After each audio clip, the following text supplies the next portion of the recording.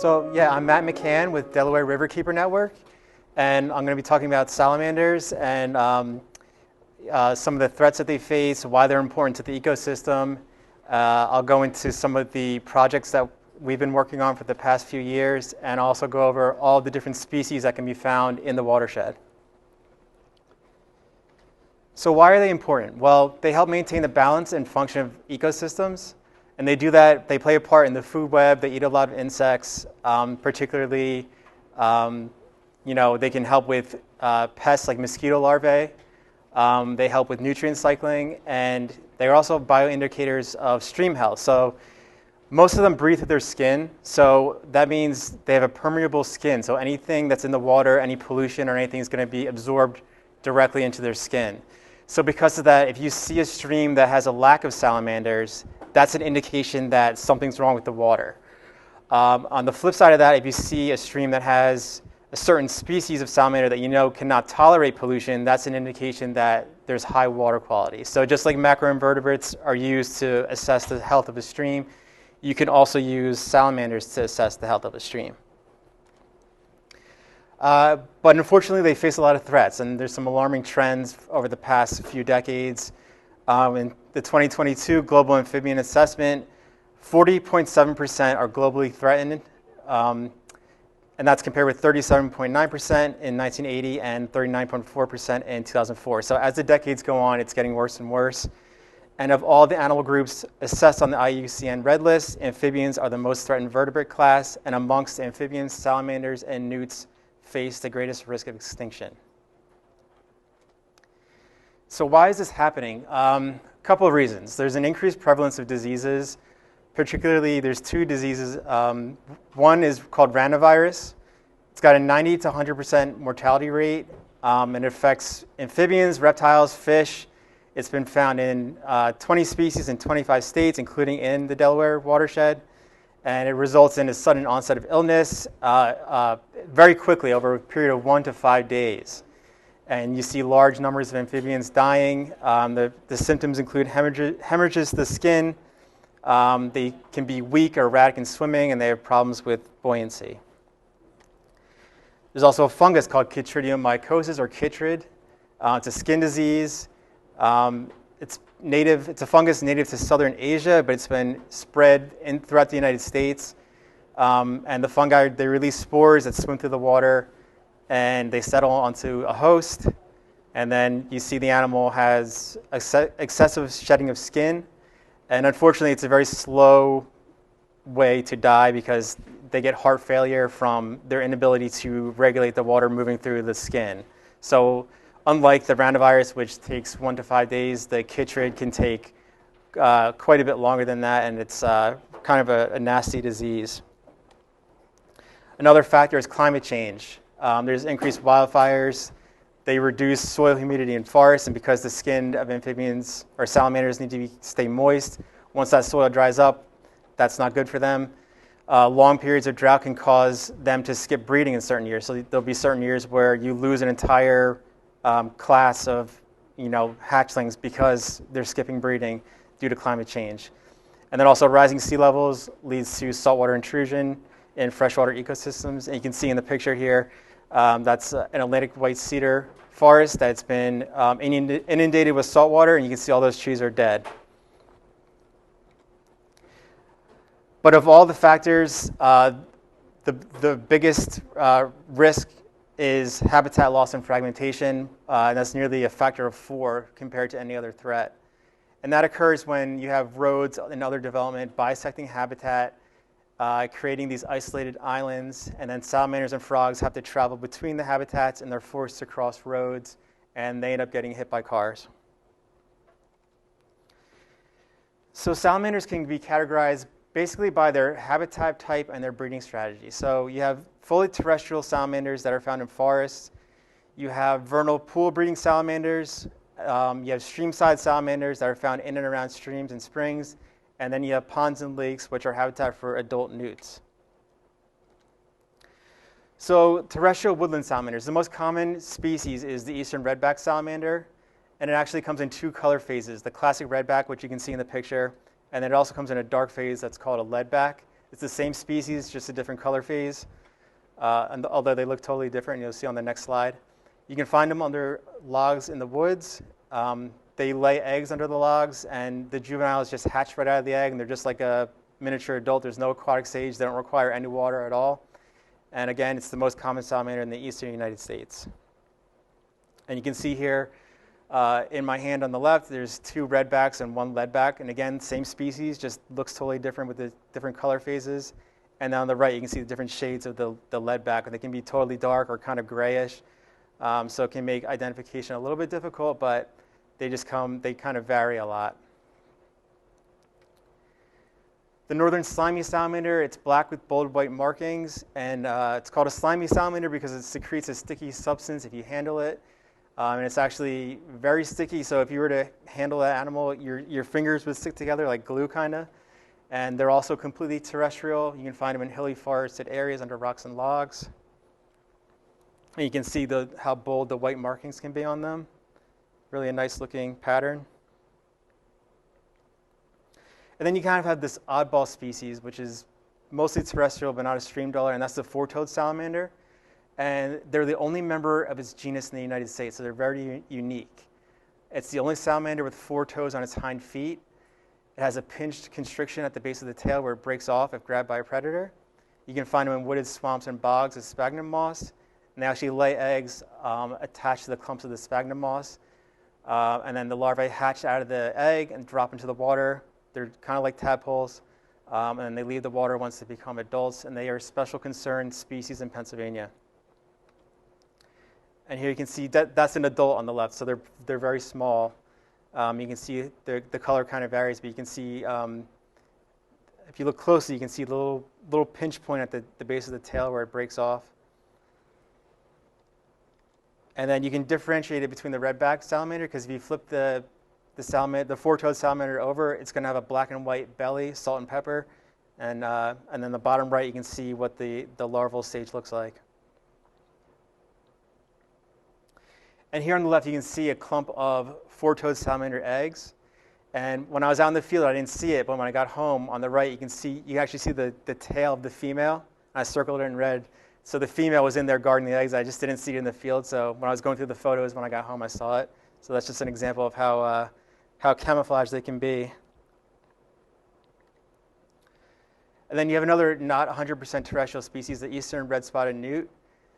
Unlike other salamanders, they have 3 life stages. So they're born in the water like tadpole-like juveniles. Then they transition to a terrestrial stage called a red eft, which is I like to call the teenage stage because it's kind of in between the adult and the juvenile. And then they turn green and become aquatic adults. You can find the red eft walking around the forest floor after it rains, and then the adults live in lakes, ponds, and other permanent bodies of water. And here's the 3 life stages. So you have the larval stage, then you have the red eft terrestrial stage, and then you have the adult aquatic stage. So you can see how different the red eft looks from the adult, completely different colors. And different skin texture too, like the red eft has a very rough and dry feel to the skin, whereas the adult has a smooth, kind of slimy feel to it. And now we'll move into the salamanders found in and around streams. The most common of these are the northern two-line salamander. They're yellowish in color with these bold black lines running down the side.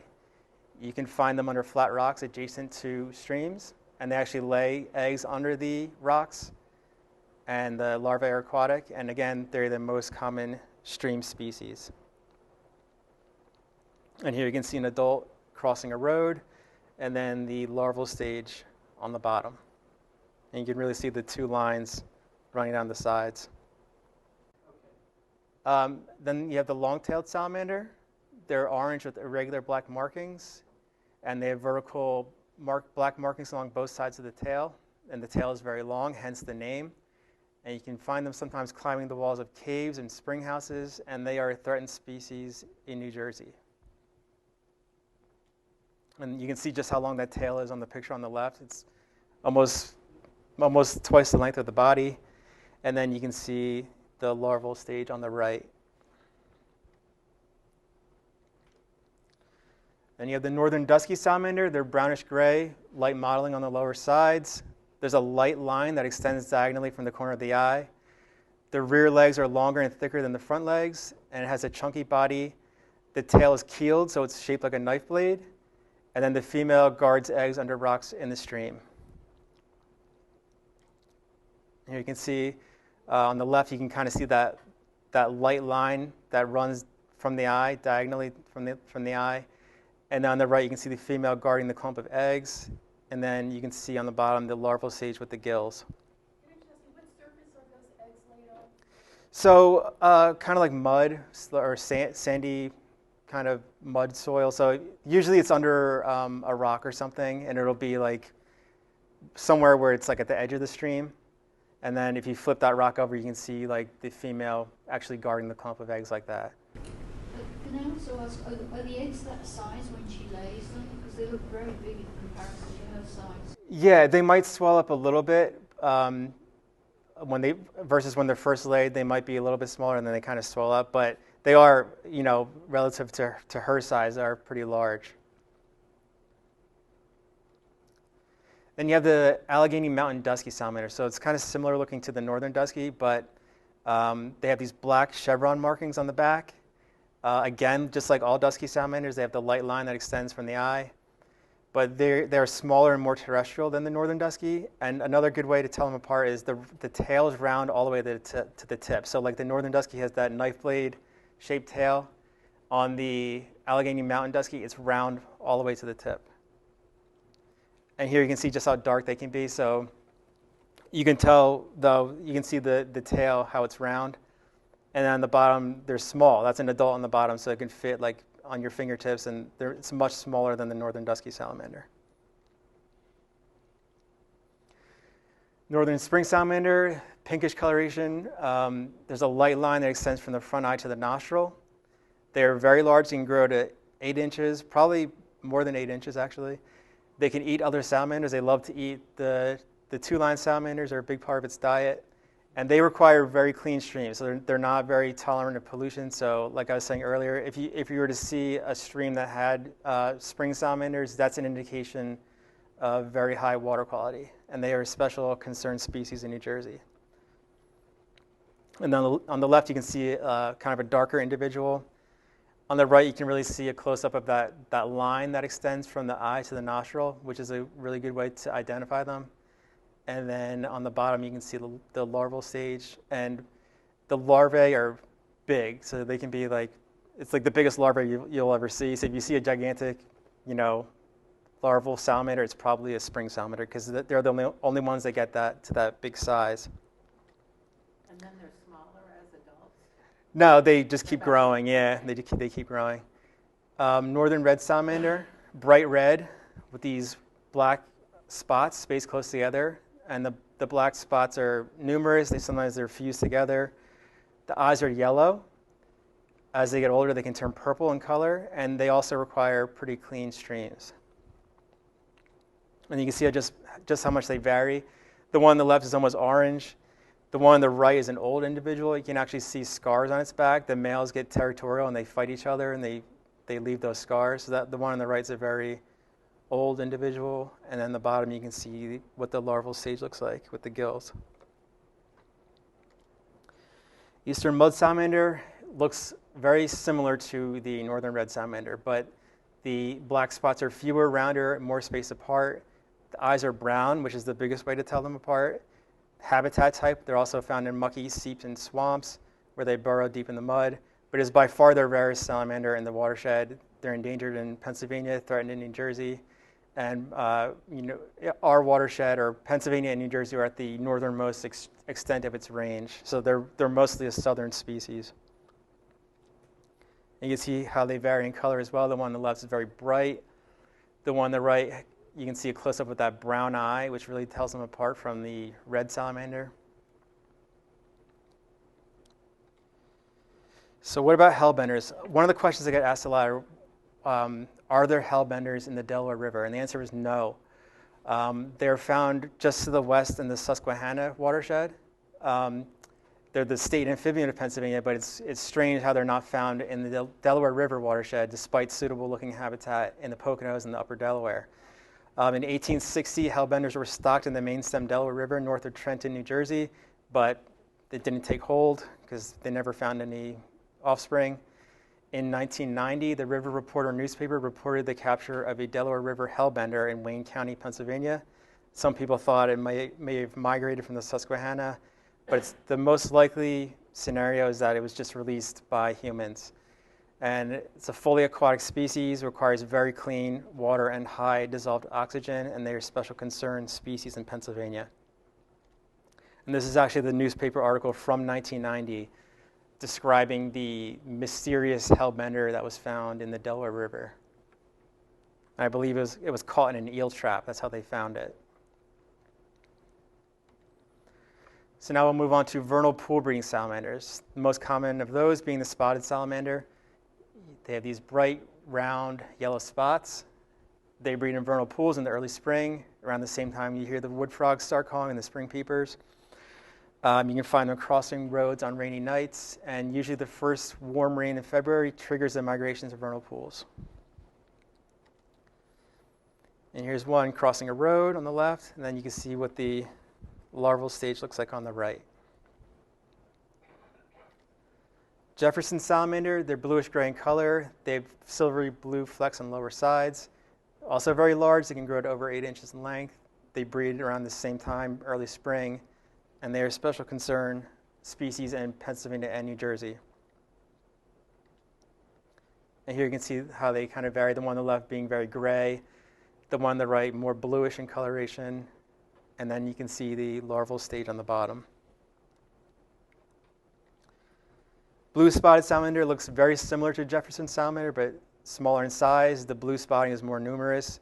It only grows to around 5 inches in length, so again, much smaller than the Jefferson. They can hybridize with the Jefferson, so it makes identification difficult when you have them interbreeding. And they are endangered in Pennsylvania and New Jersey, so not very common. You can see the larval stage on the left, and on the right you can see how that blue coloration really stands out, those blue spots. The marbled salamander, they're black with these white marbled markings. Unlike other salamanders, they breed in the fall. And they actually have a unique breeding strategy where they'll lay their eggs when their vernal pool is dry. So most salamanders that breed in vernal pools, they'll go in there when it's wet and they'll lay their eggs in the water. But marbled salamanders lay their eggs in the dry vernal pool, and they wait for the rain to fill it up. Once the rain fills it up, it triggers the hatching. But due to drought and climate change, certain years where it doesn't rain in the fall, they're gonna skip breeding altogether, and then you lose that whole age class because they didn't breed that year. And they are a special concern species in Pennsylvania and New Jersey. And here you can see 4 marbled salamanders. Every one of those little clumps is an egg, so there's a ton of eggs that they're guarding right there. And then you can see how bold those markings are on the right, and then you can see the larval stage on the bottom. Eastern tiger salamander looks similar to the spotted salamander with the black and yellow, but the yellow is more dominant, and it's much larger than the spotted salamander, so it grows to over 8 inches in length. And they breed in the winter, so December to February. So unlike most salamanders that breed in the spring, they're a winter breeder. They're endangered in New Jersey, New York, and Delaware, and they've been completely extirpated from Pennsylvania. You have a question? I was going to ask, do they eat each other? I mean, do they, are they scavengers? Do they eat each other? Some species will, like some of those larger species, like I was saying, the spring salamander and even the eastern tiger salamander, if they see like a smaller salamander swimming around, they'll definitely eat it because they'll just eat anything that can fit in their mouth pretty much. So they have a really wide appetite. What is the real purpose of it? What's that? How do they fit into the ecosystem? I mean, what is the real purpose? What is the real purpose? Yes, I mean, I know everything has a purpose. Yeah, well, they just play a part in the food web, occupying that niche where they're eating a lot of aquatic insects. They also help with nutrient cycling, and so just like all amphibians, they're a big part of the aquatic ecosystem and just making sure that everything's natural and staying in balance.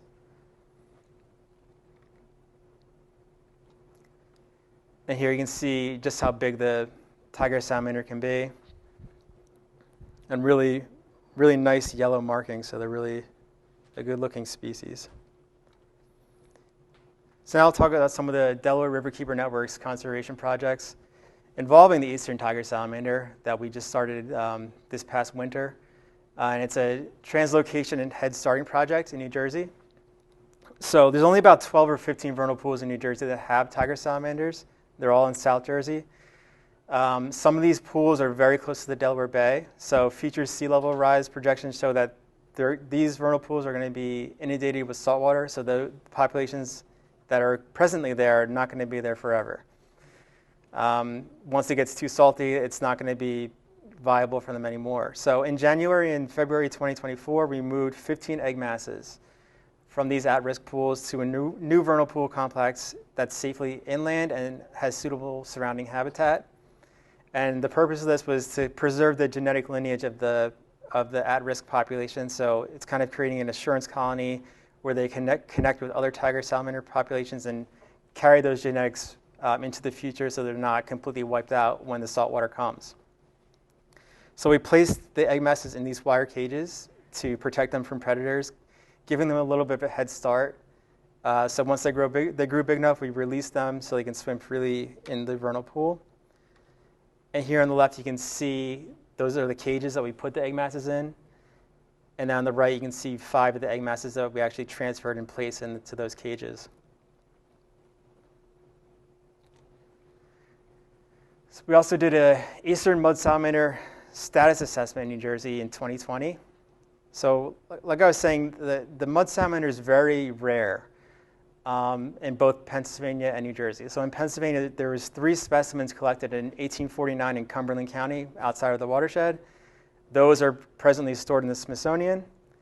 There were no records at all of mud salamanders in Pennsylvania between 1849 and 1991. So a big gap of time where there was no sightings. 2 specimens were collected in Franklin County in 1991, and there have been no confirmed sightings in Pennsylvania since 1991.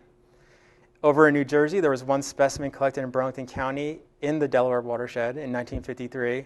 That specimen is stored in the American Museum of Natural History. There was an unconfirmed sighting in Atlantic County in 1988, which raised the question, is it extirpated? Is it still existing in the state? We didn't know. So with the grant funding, we went out to see, could we find the mud salamander and confirm it's still living in New Jersey? So we surveyed the 1953 sighting location because it was the only one in the watershed. We used plywood cover boards. We placed them in swamps. We had leaf litter bags that we staked in muddy streams. And those are basically just mesh bags that are full of muck and leaf litter. And then as organisms move throughout, they get caught up in that pack of leaves. And then you open the bag and sift through the leaves, and you can find all sorts of insects and salamanders and things like that. We also used minnow traps that had glow sticks in them to attract salamanders. We placed those in abandoned cranberry bogs, Atlantic white cedar swamps, and streams. And on the right, you can see one of the cages with the glow sticks, and we actually captured a water snake. You can see in the water snake in the bottom there. It was somehow attracted to that light, I guess. And then you can see the cage in use in the kind of that mucky seepage area, and then you can see the plywood cover board in the muddy area. So salamanders in general like to be under objects, so we put out these plywood boards, and you flip the board, and a lot of times you'll find salamanders and frogs just hiding underneath the wood. So we captured many amphibians, but no mud salamanders. But in 2022, I was browsing iNaturalist, and I found an entry of a potential mud salamander in New Jersey that the user assumed was a northern red salamander, because again, they look very similar to the northern red salamander. And I saw it right away. This is the actual picture of that animal. And I identified it as a mud salamander, sent it to NJDEP. They agreed with my identification.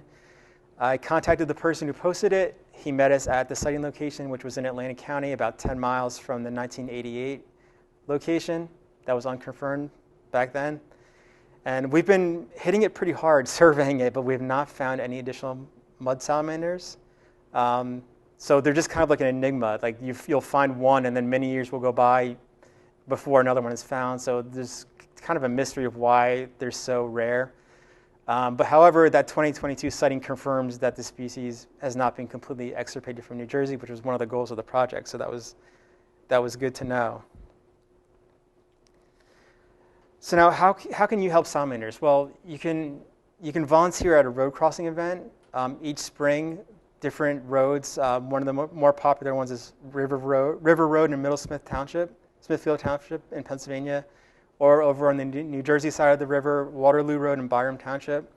And those are where teams of volunteers will patrol the roads.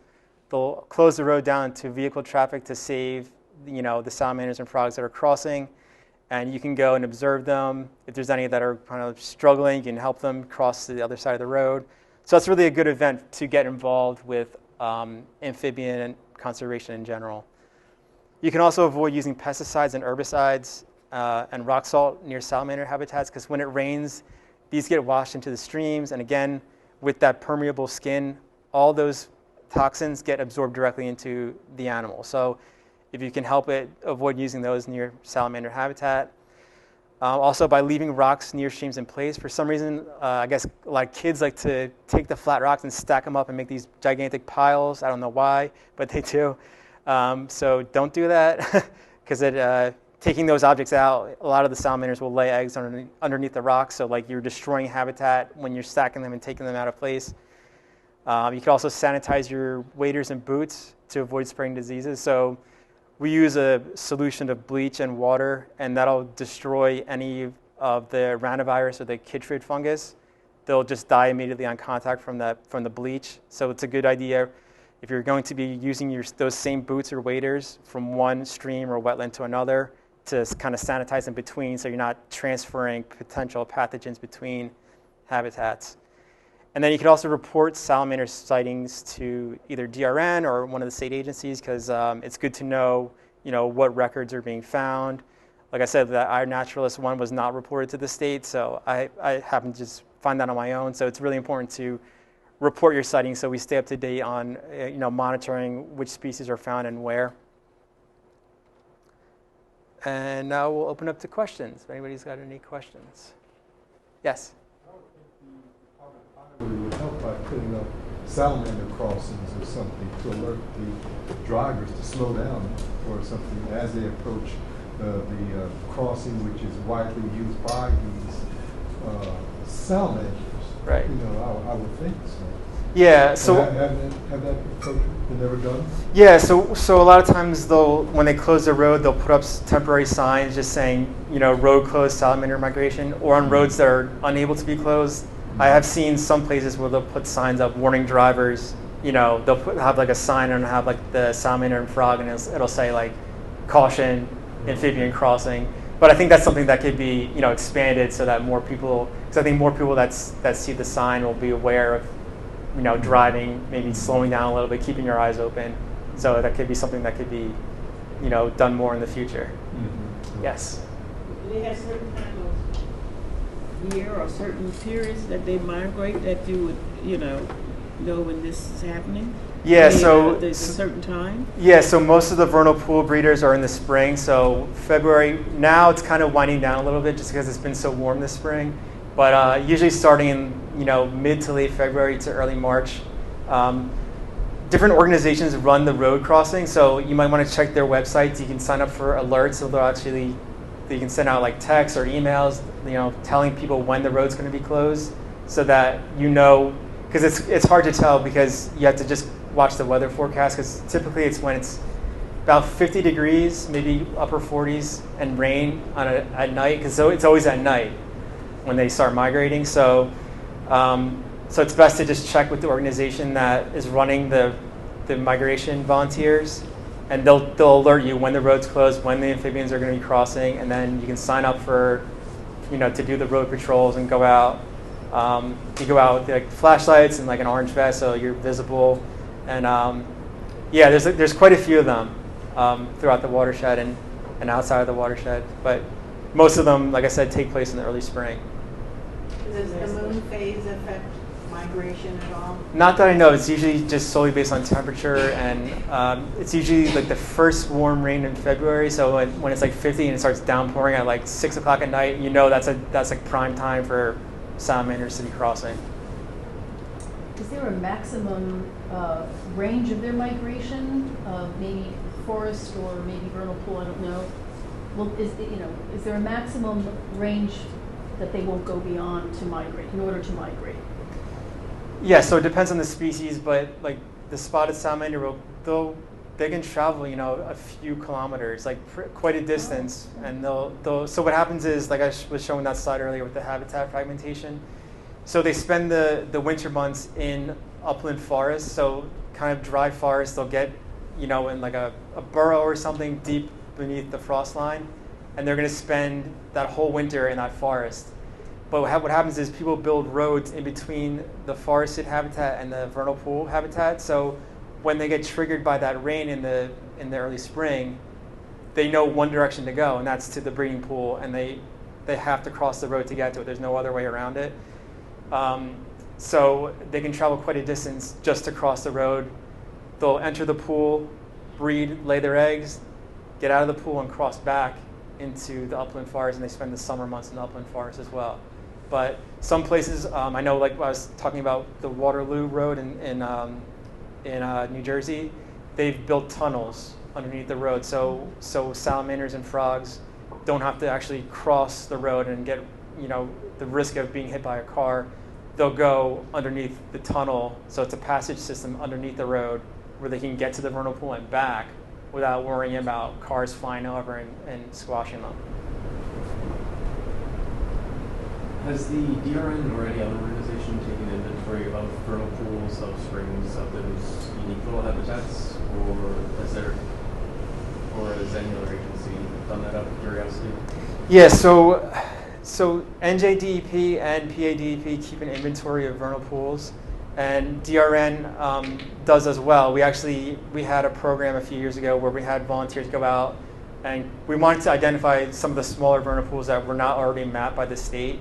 So we still do that. So if anybody's interested in, volunteering and searching for vernal pools and submitting data to us, you can certainly do that. But yeah, we are definitely interested in, because the state, it's impossible for the state to know every single breeding location, every single little vernal pool. Most of them are small. And so we do like to keep an inventory just so we know, because we get a lot of, unfortunately, we got a lot of construction projects that are in vernal pool habitats, and they might not be documented. They end up getting filled and destroyed, and destroys that breeding population. So we like to know ahead of time where those vernal pools are, so that if there are proposed construction projects in the future, we know, hey, there's a vernal pool there. You might want to, think about before you start building. So that is something that we do. Could you give us a quick synopsis of your background and how you became interested in salamanders? This was a wealth of information that I didn't know existed. So.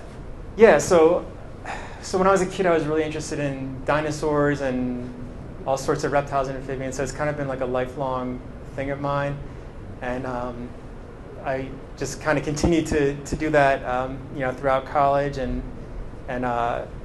when I was getting my master's degree, I started volunteering with New Jersey Fish and Wildlife, volunteering on their Eastern Tiger Salamander project, where they were doing similar to what we're doing now with the cages, where they're but in this case they were actually creating artificial vernal pools in places where vernal pools had been lost. So they're actually digging out these pits and having them filled with rainwater, creating artificial, and then having Eastern Tiger Salamanders migrate to those artificial pools, and then they put them in those wire cages that we were using. So I got involved in that volunteering, and then after that I worked for a consulting company doing presence or absence surveys for northern pine snakes and pine barrens tree frogs. So I've been involved with a lot of different reptile and amphibian projects, and then I've been with DRN since 2015. So I do a lot of the wildlife stuff, and writing grants, getting grant funding for different conservation projects like I was talking about earlier. So it's been kind of a lifelong thing for me. So you studied wildlife biology? Fish and wildlife management, yeah. Oh, okay. Yeah. So. You had mentioned how salt is a problem for salamanders. Is there an effort to use salt substitute in the areas where they migrate? Not that I'm aware of, because the problem is the salt. It's not really a question of natural salt versus a substitute. It's anything. They're freshwater organisms, so any salt at all or any kind of chemical that enters the water is going to not be good for the salamander. So. What about just plain sand? I mean, if you could somehow, negate the effects of the salt and make it fresh, that could be possible, I suppose. But as far as I'm aware, no one's really explored that yet. But that could be like a mitigation method of like, if salt water is really intruding, is there a way to kind of negate those effects and keep that water fresh? If there's a way to keep it fresh, then yeah, that could be feasible. But like I said, I don't think anybody's really explored that yet, but it could be something in the future. Any other questions? Question: Are there is there sex determined by temperature? Like a lot of, I know reptiles are like that, some amphibians. Is that the case with all these salamanders or something like that? Not that I'm aware of with salamanders, but you're right. A lot of like alligators and things like that. Turtles. And yeah. I'm not sure about it, but I know that's like an issue with climate change. But that's not so much for guys. salamanders. There could be some species. I'm not aware of any at the top of my head, but I think that's mostly like a reptile thing. Yeah. Yes. I assume most of this is along the Delaware River. What about the Schuylkill River? The Schuylkill, there are some of the tributaries will have good populations of two-line salamanders and dusky salamanders, and even in the upper Schuylkill where it's a little bit cleaner, there will be northern red salamanders. So there are quite a few different species of salamanders throughout the Schuylkill as well. Are there breeding ponds designated along the Schuylkill? I believe so. Yeah. So Pennsylvania DEP keeps an inventory of the vernal pool breeding ponds, and there are quite a few in the drainage of the floodplain of the Schuylkill. You talked about one type of salamander that starts out in an aquatic environment and then goes into the terrestrial environment and then goes back into the aquatic environment. Is there any understanding of like why that is? Is there any benefit from the evolutionary point of view? Yeah, it's a really good question. It's only that eastern newt. So for some reason the newt has that 3-stage. I'm not sure if anybody's really explored what the evolutionary reason for that is, but it is unique that they have that stage. I mean, maybe at some point they found maybe there's more food resources when they're terrestrial, or maybe just a way in case the water body does dry up, they have a kind of a mechanism where they can survive for a few years and give that water some time to fill up again maybe. So, but again, yeah, it's all speculation. I don't think anybody's really explored what the reasoning for that is. But yeah, but you can find those red Fs. They'll stay in that intermediate stage for a few years, so before they return to the water again. So it's kind of interesting. They can't breed these salamanders for like in captivity at this point. You're really just moving things from one natural environment to maybe hopefully to preserve the species into another environment. So when I had aquariums as a kid, I remember seeing newts in the aquarium store. Are they still in the trade that way? Yeah, those. So you can go. I don't know about as much anymore, but you can still find, like nowadays, if you go to a pet store, you're more likely to find some of the there's like a Japanese like fire belly newt. So you can find like foreign newts, like not native to the U.S. You can find those in pet stores. When I was a kid, you could buy those eastern red-spotted newts in pet stores, and even on the West Coast, there's a California newt. I used to have some of those as a pet. You could buy them at the pet store, but that is a thing. There is a pet trade.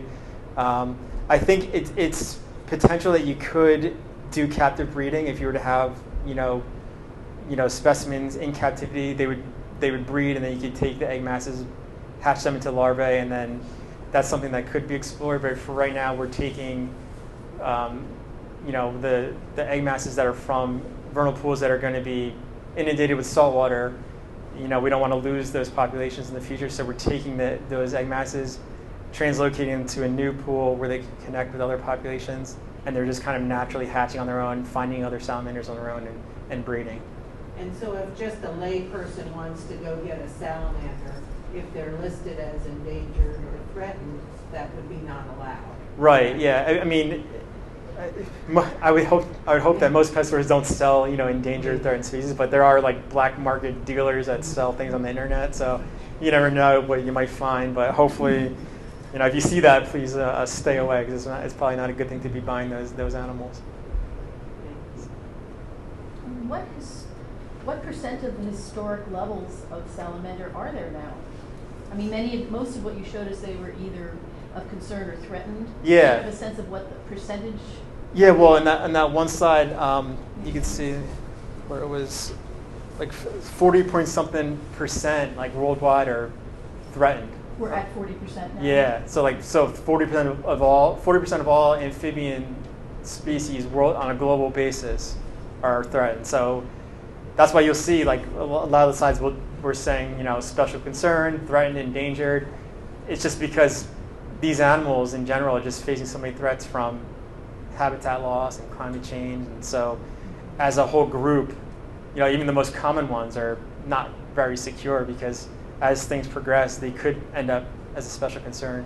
Because I always like to say everything's common until it's not, right? So you keep doing things that are harming the environment, things that were once common are not going to be common much longer. So as a large scale, most of them are threatened or special concern. To Carol's point, bullfrogs are like this invasive thing now. Mm-hmm. Are there any other amphibians or specifically salamanders that are in that category for whatever reason? They're like actually like growing and expanding? Not as far as I know, not for salamanders, but there are, like you said, bullfrogs are a big problem because they're native to the East Coast, but on the West Coast, the bullfrogs will eat like anything. So they're really wreaking havoc on the West Coast and kind of wiping out some of the species that are native, amphibian species that are native to the West Coast. So bullfrogs, and then on the reptile side, the red-eared slider, those turtles that you buy in the pet store, people buy them as little tiny hatchlings. You can buy them on the street corner in Philadelphia. You can buy people buying these little hatchlings in a fishbowl. They grow huge. People don't know what to do with them. They don't want to put them in a gigantic aquarium in their house, so they release them into ponds and parks and things like that. And they're not native to the Northeast, but they're native to kind of like South Central United States. And because the climate is the way it is with these kind of mild winters, they survive the winter. They create breeding populations, and they kind of outcompete native turtles. So not so much salamanders, but other reptiles and amphibians, there are concerns of invasive spread. But yeah, that's a good question though.